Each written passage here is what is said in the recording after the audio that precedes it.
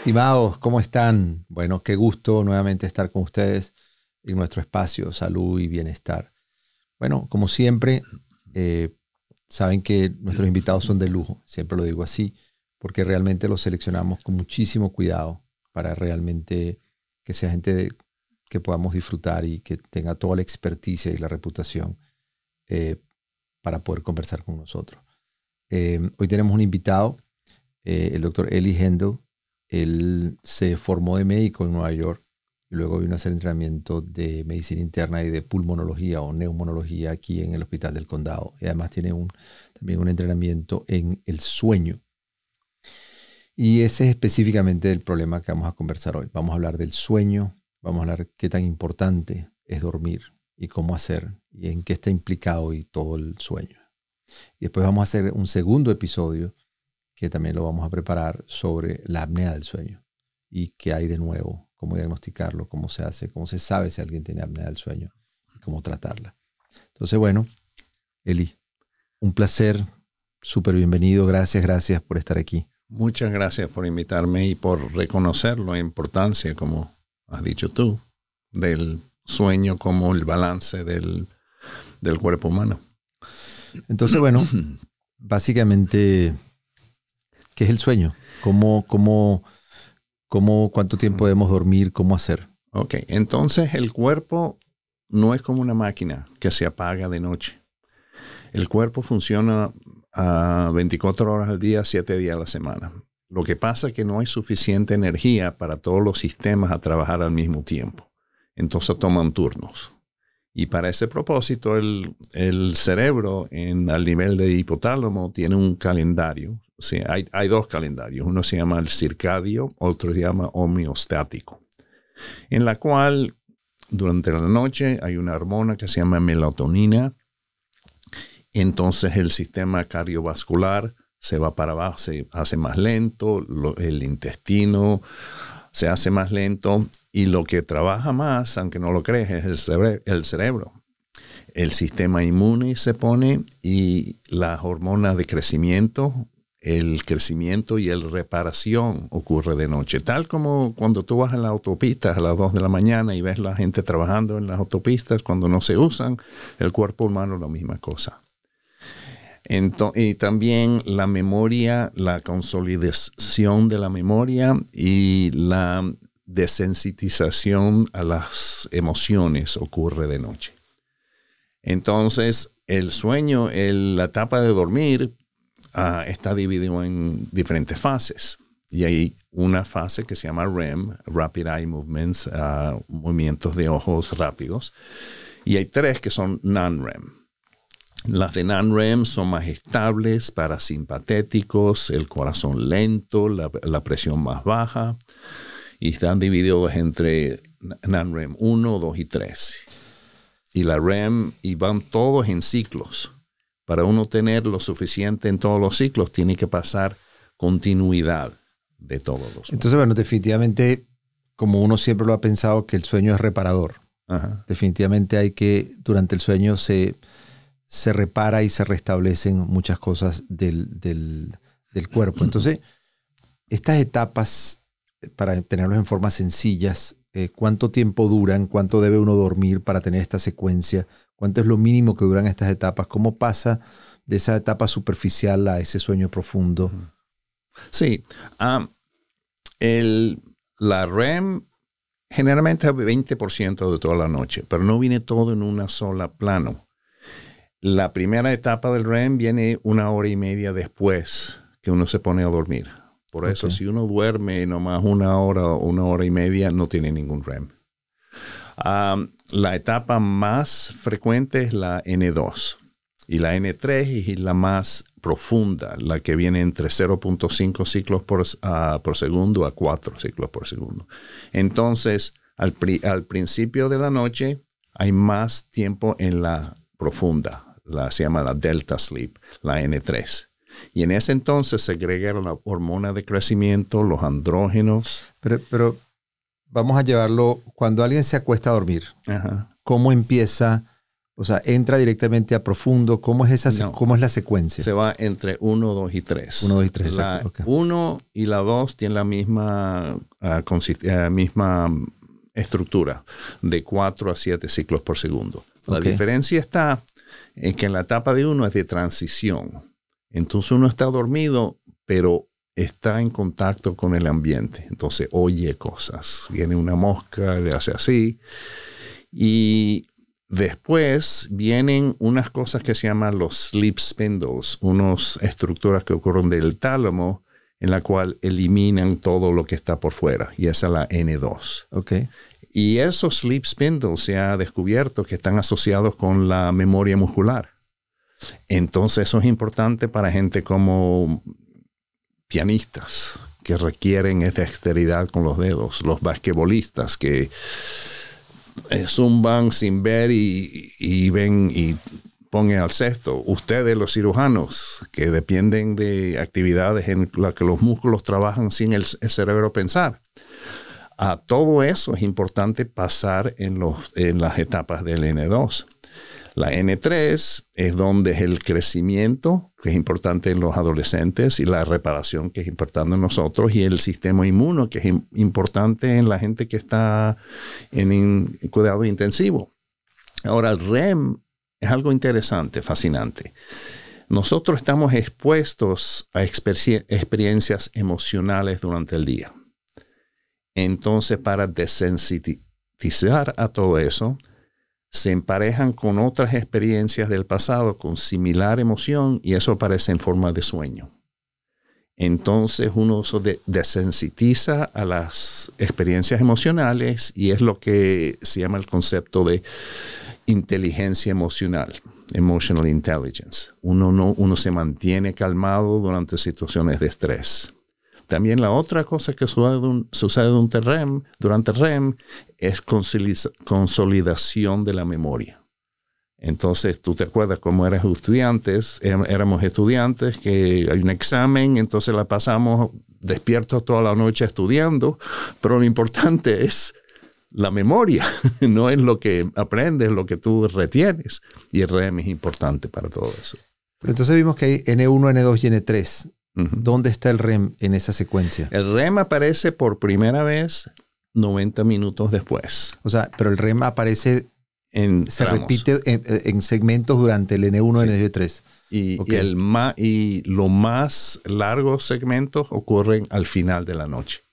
Ok, y se llama REM, yo recuerdo porque cuando la persona está dormida, los ojos se están moviendo en forma horizontal. Y ese es el momento donde la persona está en ese ciclo del sueño. Sí. Entonces la diferencia es que los non-REM, que el sistema parasimpatético es el predominante, en REM hay lanzamientos de simpatéticos y hay taquicardia y bradicardia. Hay algo muy intenso que ocurre durante esas etapas. Ahora, yo recuerdo también que de alguna forma alguna vez tomé un curso de meditación alfa y que tenía que ver cómo lograr que durante las 4 o 5 de la mañana que uno estaba en esas ondas cerebrales y era en la etapa de mayor creatividad y entonces lograr cómo uno podía tratar de entrar en ese trance, en ese estado. Sí. ¿Cómo? Sí, alfa es fascinante. La frecuencia del cerebro durante el tiempo que estamos despiertos es beta, más de 20 ciclos por segundo. Alfa es entre dormir y despierto, entre 7 y 14. Y hay muchas técnicas que uno se puede entrenar para entrar al estado de alfa, donde cosas se han estudiado que se pueden acomplejar. Una persona puede memorizar ciertas cosas. Una persona puede...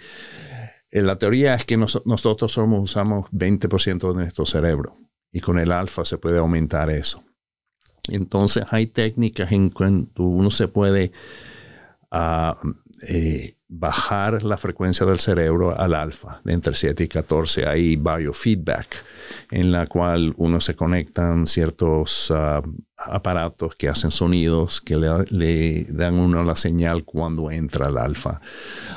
Yo me acuerdo tomando un curso en la cual nos estaban entrenados que imaginamos nuestro lugar donde nadie va.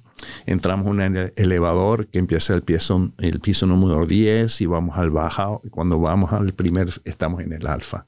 Entonces hay muchas técnicas en meditación para tratar de bajar esa frecuencia. Y evidentemente tiene que ver con meditación, tiene que ver con ese estado de lograr. Y dicen que además el cerebro, de alguna forma, probablemente es porque cuando estás despertando empiezas a superficializarte, pero no te has despertado y estás en ese momento alfa.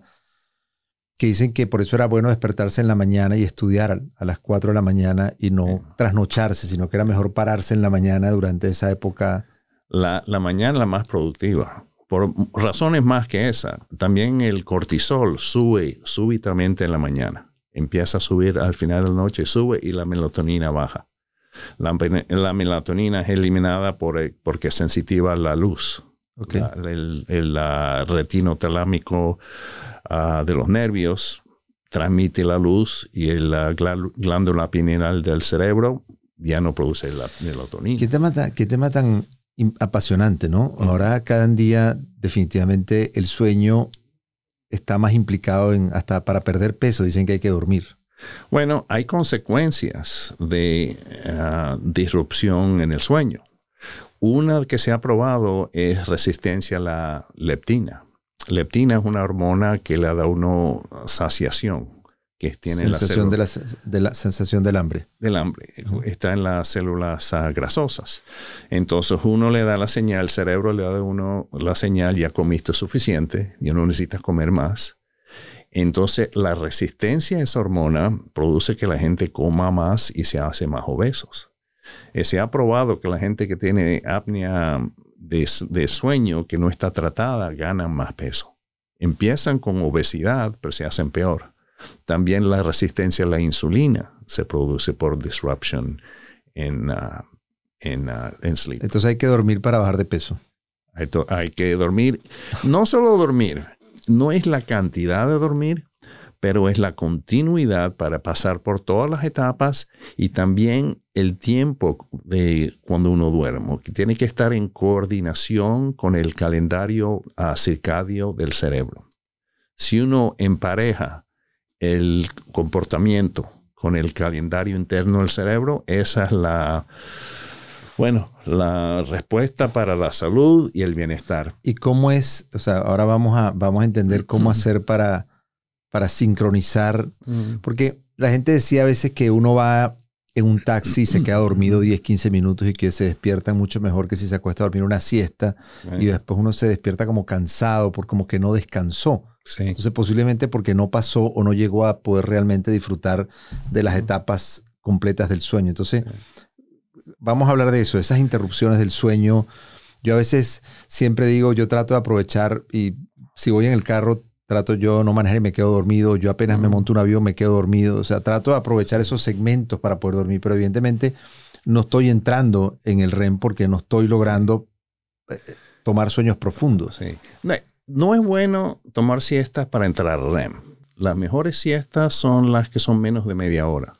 Si uno pasa más de media hora, hay lo que se llama sleep inertia, inercia de dormir. Y uno se despierta, pero no está bien despierto. Y eso es importante a los pacientes que veo yo que trabajan y durante el lunch se van al carro, se toman una siesta, pero después nomás tienen una hora de break y tienen que entrar al trabajo y están alertes. Entonces uno no quiere tener la sleep inertia.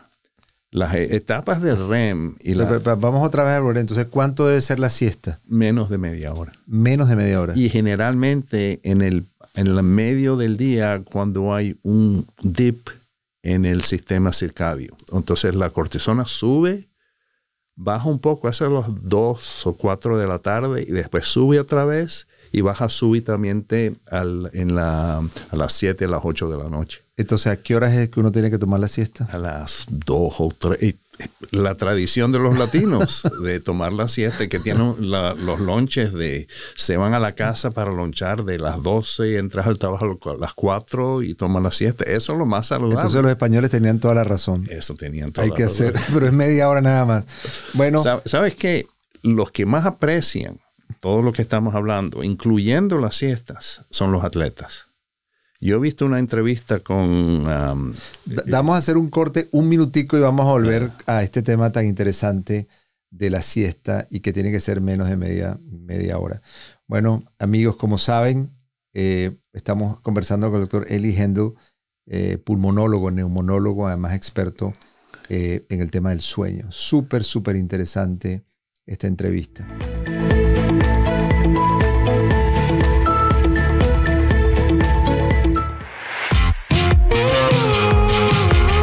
Yo soy Ana Cristina Olvera y aquí en Uno Productions estamos creando contenidos para la comunidad latina. Yo te invito al podcast Habitantes del Futuro, en donde analizamos temas de ciencia, tecnología e innovación para demostrar que los hispanos y los latinos estamos participando como generación en la tecnología y la ciencia que cambiará la era de los habitantes del futuro. Búscanos en tu plataforma favorita.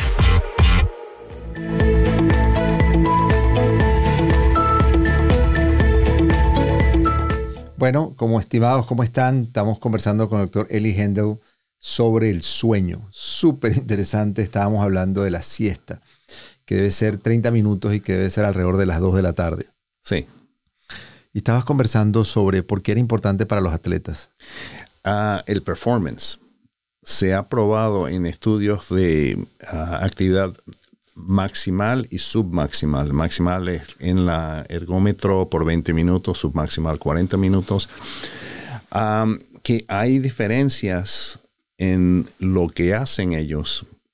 Yo he visto una entrevista con Nash, que era con el equipo de Arizona, era un coach ahora, que él tomaba siestas en el medio del día, en ese tiempo, porque ellos juegan de noche, cuando empieza a bajar su ciclo circadio y la cortisola empieza a bajar. Los atletas no quieren perder esa oportunidad cuando les sale la hormona de crecimiento y los andrógenos, y también como te dije, el sleep spindles, que es la memoria muscular. Yo he visto una entrevista con Oscar de la Hoya, que cuando él entrenaba para una pelea, se iba a Arrowhead, ahí se encerraba y todo era controlado. No solo cuando lo que comía, pero a la hora que comía y la hora que iba a dormir y la hora que se iba a despertar. Lo más productivo era, como dices tú, a las 5 de la mañana, a las 6 de la mañana, y una siesta pequeña en el medio del día para poder el evento que ocurre de noche. Para tener, los peores somos nosotros, los trabajadores de salud. Sí, no hay forma ni hora específica de siesta. No, y te acuerdas cuando éramos internos, cada tercera noche despierto de 36 horas y admisiones, gente bien enferma, y uno tiene que pensar y tiene que presentar a su profesor. Claro.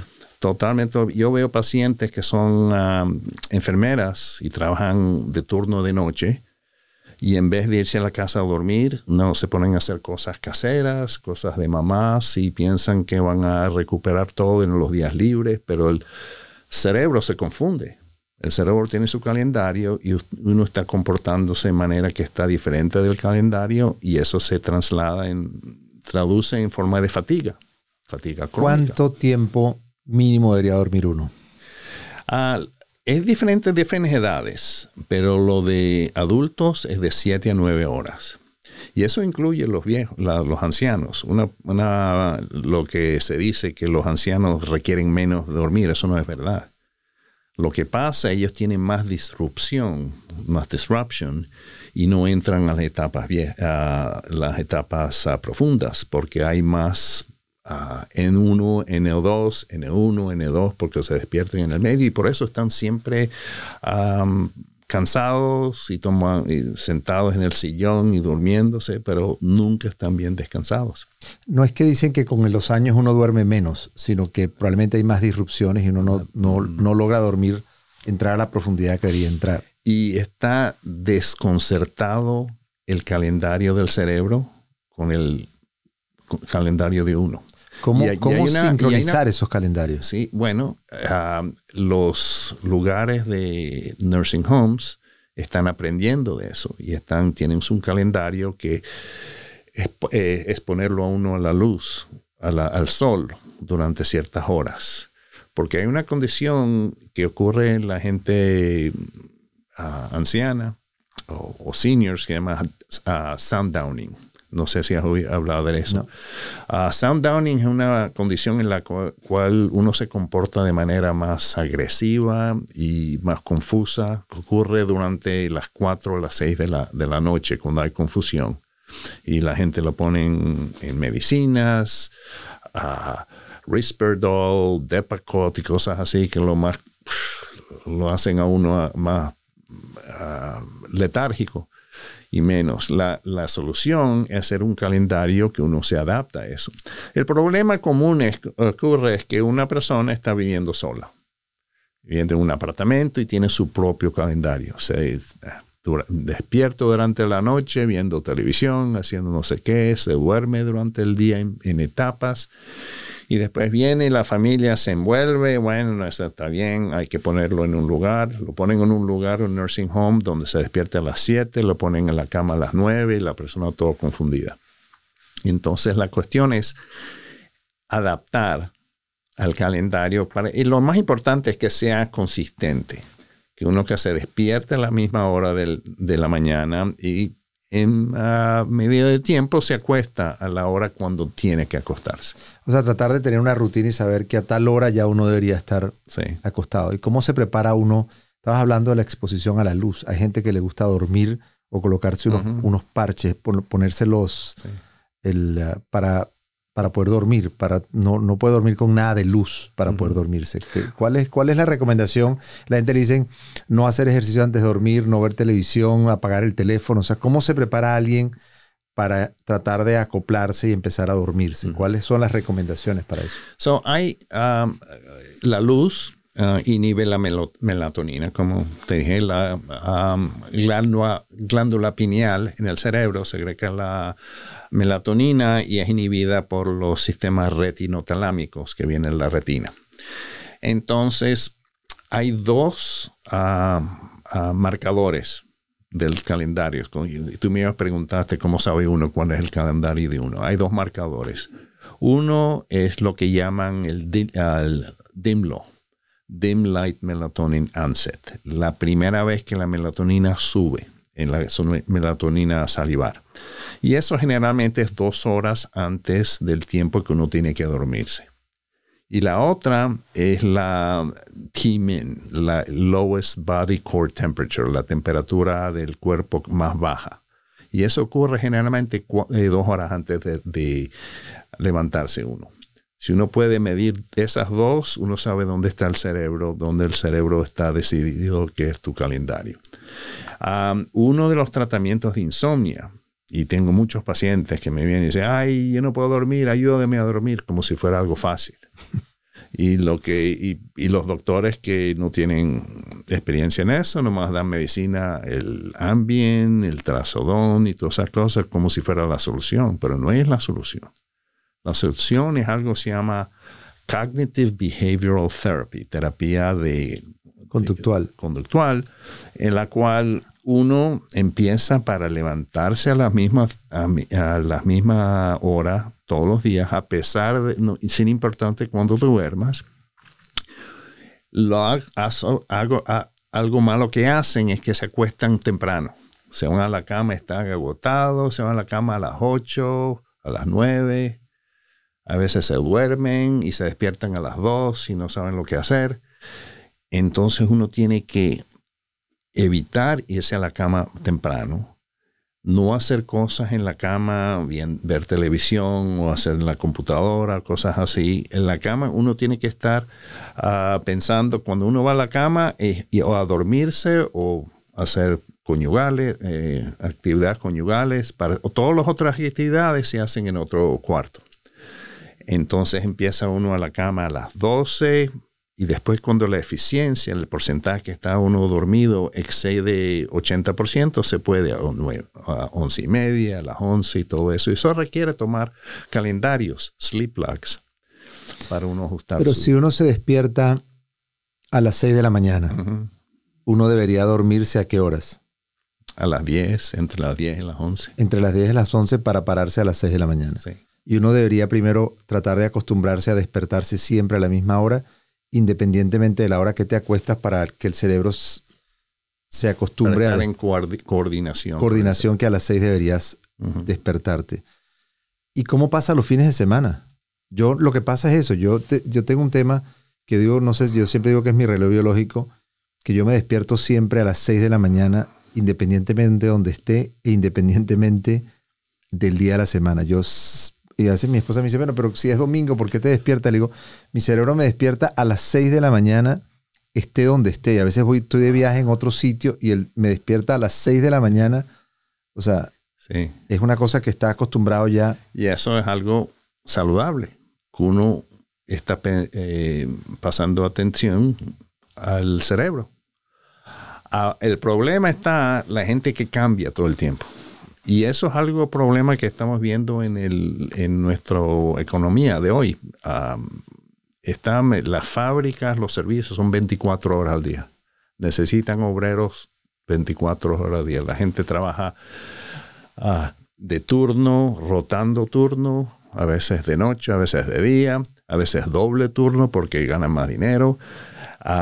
Veo bomberos que trabajan 24 horas de turno, 48 horas, y los de el State, Cal Fire, 72 horas. Wow. Entonces se confunde todo el cerebro. Y bueno, imagínate tú un bombero que trabaja con todas esas horas y se mete a la camioneta con una emergencia y manejando todo eso, el safety. Los camioneros trabajan de noche. Todas esas tiendas, el Walmart, el Ralph, se abastecen de noche. Ahí es donde se ponen las cosas y entonces ellos deliberan las cosas. Y los camioneros no son los más saludables. Y esas personas se acostumbran a dormir de día. O sea, su calendario se invierte ahora. Cuando trabajan de noche, ¿cómo hacen? Idealmente deberían, pero eso, la realidad... Que llegan a la casa y quieren hacer algún trabajo, quieren hacer cosas y no acostarse a dormir porque tienen que restablecer el sueño. El dinero es el dinero. Claro. Si hay oportunidad de ganar dinero... ¿Qué tips podemos hacer? Ya entendimos que hay que tratar de tener una disciplina de acostarse y prepararse para dormir, no tener distracción cuando te vas a acostar, tener una hora establecida para despertarte, calcular que vas a tener esas 7 horas para dormir. Los que requieran apagar las luces, quitarse toda la exposición a la luz. La otra vez veía a alguien que tenía una aplicación para tener un ruido para dormir. Sí.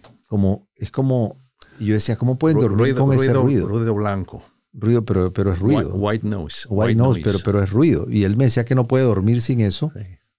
Y yo me di cuenta porque lo fui a visitar postoperado y yo llego temprano a verlo a la habitación y veo que está prendido ese teléfono con ese ruido. Y decía, ¿qué pasó aquí? Hay una filtración, hay algo que está pasando en la habitación.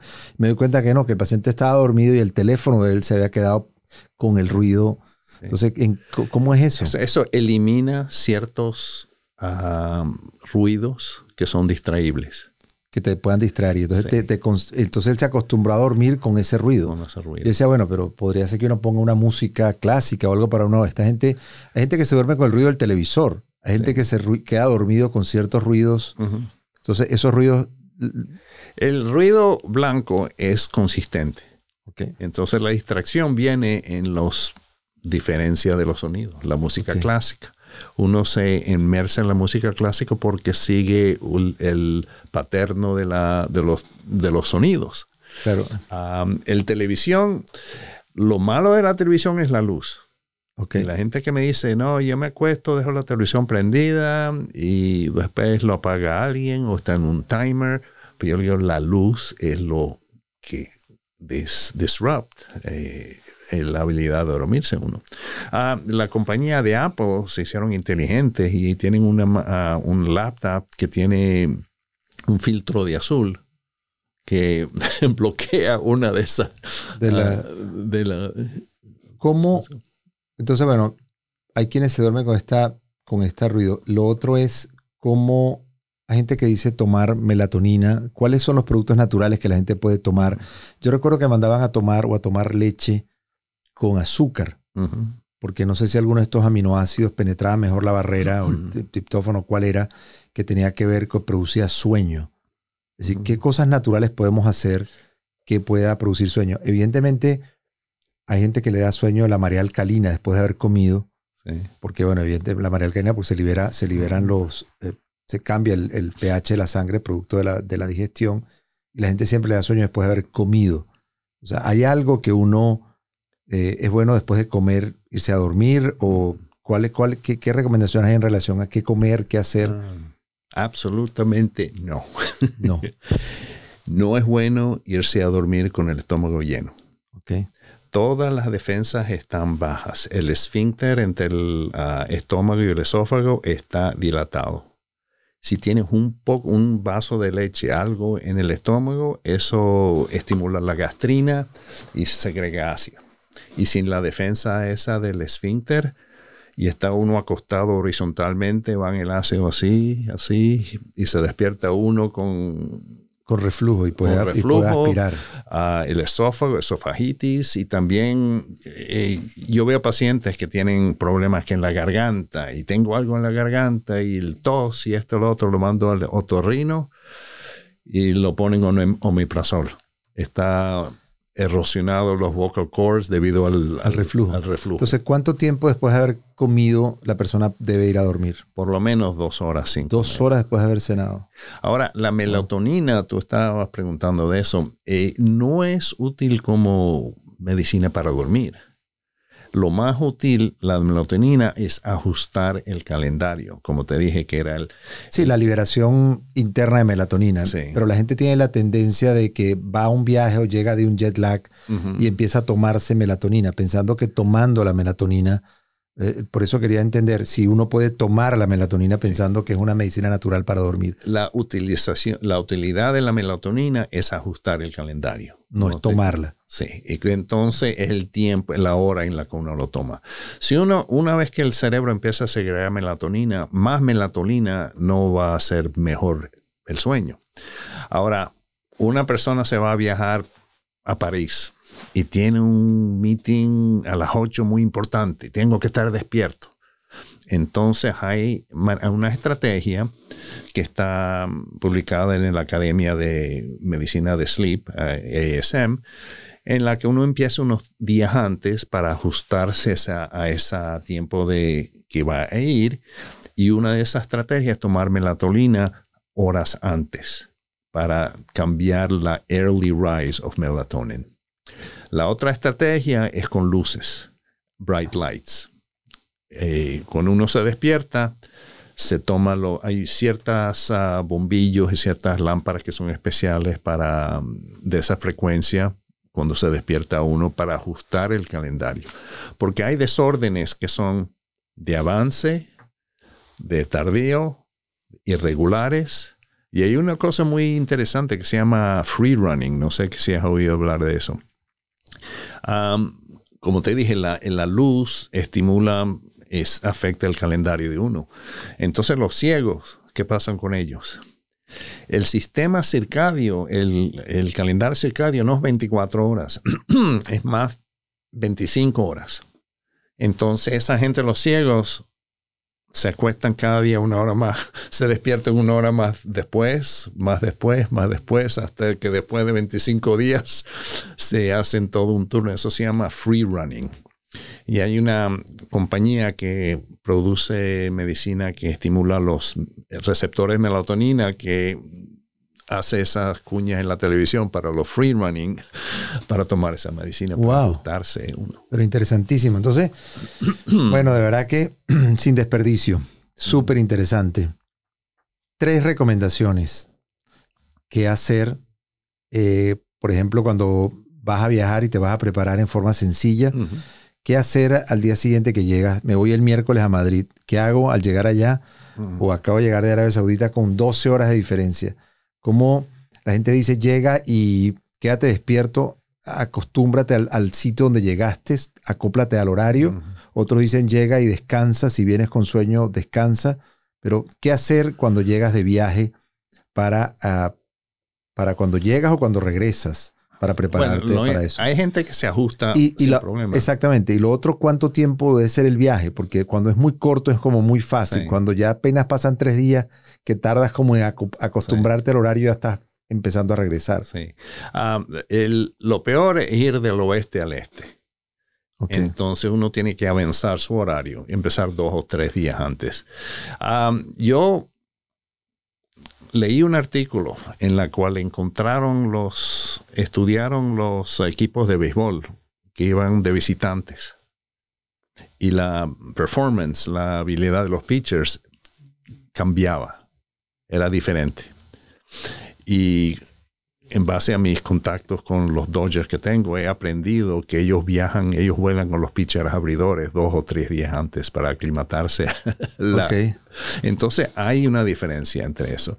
Y hay estrategias y está publicado. Yo lo tengo en mi website. Okay. En Shift Disorder, en que uno empieza a ajustar su calendario 3 días antes con el uso de melatonina y con el uso de las luces.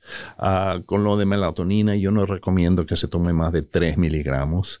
Melatonina es uno de los metabolitos de tiramina y puede convertirse en serotonina, y hay una condición que se llama síndrome de serotonina que no es bueno. Entonces la melatonina no es tan simple sin tener peligros. ¿Cuáles serían las recomendaciones para el que se despierta a medianoche? Que se despertó y bueno, que no es un problema prostático que se paró a orinar, sino que se despierta y aprovecha que está despierto y va y orina, pero que se despertó. ¿Y cómo volverse a dormir? ¿Qué hacer en eso? Eso es parte del Cognitive Behavioral Therapy, analizar la actividad que hace uno cuando se despierta, dónde está uno cuando se despierta, la razón por la cual se despierta y cuándo se fue a dormir. Hay 3 elementos de ese tipo de terapia. Uno es sleep restriction, que uno minimiza el tiempo en la cama para coordinar la habilidad de dormir y la oportunidad de dormir. Otro es stimulus control, el control del estímulo para uno acostumbrarse en la cama solamente es para dormir, para no hacer más nada de eso. La otra cosa es eliminar actividades que son no conducivas a dormir. Se llama sleep hygiene, higiénica. Hay gente que tiene, uno de los paternos que tiene la gente con insomnia es que tienen ciertas ideas catastróficas y se convencen que ellos están designados a ser insomníacos y lo peor le van a suceder. Si no me duermo ahora y llego al trabajo, mi patrón se va a ver, me va a despedir y después mi esposo me va a dejar y se ponen a pensar cosas horribles. Entonces otra cosa es eliminar esas ideas. Y hay gente que tiene post-traumatic stress disorder, hay disorder del nightmare. Pesadillas que son diferentes de la nightmare disorder. Hay desorden y hay pesadillas. Hay malos sueños y hay sueños que hacen enfermedad. La diferencia está que los sueños es para desensitizar a uno. Entonces uno sueña algo horrible, que sueña que viene tu esposa a matarte con un cuchillo y estás tratando de correr, pero tus pies están pegados al piso. Entonces te despiertas y wow, estás strange, pero te duermes. Y hay la gente que se sueña y no repite ese sueño, no hay reruns en sueños. Sí, cada noche hay otro sueño. Pero el nightmare disorder es la misma pesadilla. Uno se acuerda estar en el jeep allá en Irak y viene al niño ahí saludando y hacia el teléfono y después la bomba y con detalles y detalles. El amigo tuyo se le explotó la cabeza y ellos se despiertan y no se pueden poder dormir. ¿Y es la misma pesadilla que se repite? Sí, ese es el nightmare disorder. Nightmare disorder. Entonces hay una estrategia que se llama script therapy, que uno empieza a escribir el script con diferente final. Con el final. Y eso lo hacen psicólogas. Wow. Entonces lo importante es distinguir pesadillas con desorden de pesadillas que está asociado con post-traumatic stress disorder. Pero las pesadillas, no el disorder, es normal. Es decir, normal. Tú puedes tener pesadillas, como te nightmares. dije, el propósito de los sueños es desensitar a las experiencias emocionales. Entonces la ventaja de estar esa experiencia durante un sueño es que lo haces de una manera controlada cuando estás dormido. Porque cuando estés despierto y después te viene una situación de estrés, no lo pierdes, te mantienes tu compostura. Entonces es sano tener pesadillas. Sí. Ahora, una cosa que pasa nuestro cuerpo para protegernos durante esas pesadillas es que el hipotálamo manda una señal, o el pons creo que es, a la columna dorsal, entonces está uno paralizado. Los únicos músculos que trabajan son el diafragma, porque uno está respirando, y los ojos, porque es rapid eye movement. Claro. Pero uno no se puede mover. Hay ciertas aberrancias de eso, en la cual uno se despierta en esos momentos y hay una condición que se llama sleep paralysis, que es bien asustador, lo asusta a uno. Y hay condiciones en cuando el cerebro no da esa señal y uno está moviéndose durante los sueños y golpeándole a la esposa y se cae de la cama y fractura la cadera. Y una condición se llama REM Behavior Disorder, en la cual eso puede ocurrir. De verdad que interesantísimo. De verdad que, como siempre decimos, sin desperdicio, como decía mi papá, que era mexicano, de lo bueno poco. Siempre digo que fascinante el tema del sueño. Yo creo que ahora voy a tratar de dormir siestas más cortas. Y voy a tratar, yo siempre me acuesto a las 9 de la noche y me despierto a las 6, pero ahora voy a tener que acostarme a dormir menos. Así son los cirujanos. Sí, yo siempre que llego trato de dormirme porque sé que me tengo que parar temprano y tengo que estar preparado. Y tengo otro tema que es la diferencia horaria con Venezuela.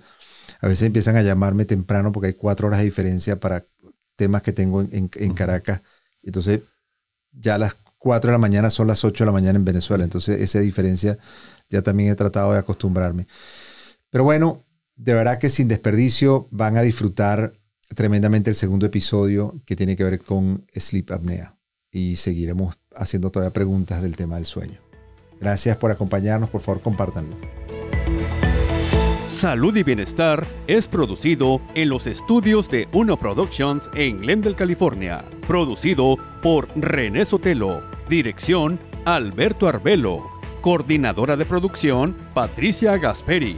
Producción ejecutiva, Luis Medina. Productor asociado, Aleira Tomás. Postproducido por Cristian Walter. Edición, Carlos Knight.